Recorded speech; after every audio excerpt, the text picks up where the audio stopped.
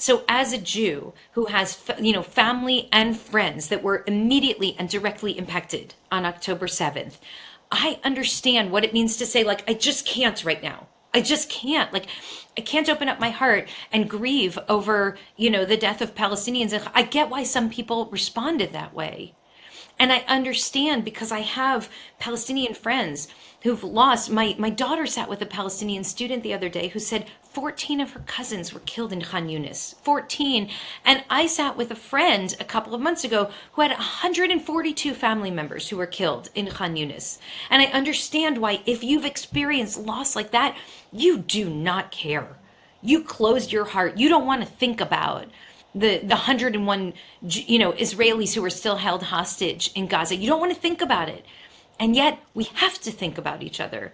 We have to think about each other's humanity because they're human beings too. The first chapter of the book of Genesis, we're all created in the image of God, every single one of us.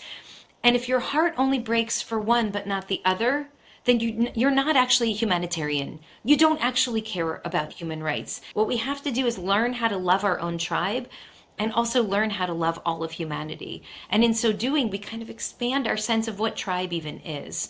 So when I, a Jew with family living in Israel, right, deeply connected and deeply invested in Israel's future as a thriving democracy, when I hear a story about a residential building in Gaza that's been hit, I force myself to read that story. And I cry when I read it because it's absolutely devastating to think about all of those people whose lives are lost. And when I read a story about a 23-year-old soldier in Gaza or in Lebanon who's killed in battle, I force myself to read the story about that person and about their family, about their fiance, about how they studied robotics, about how they had dreams of a different kind of future. And I deeply, deeply feel their humanity and I weep over that. And I know that our hearts can hold both.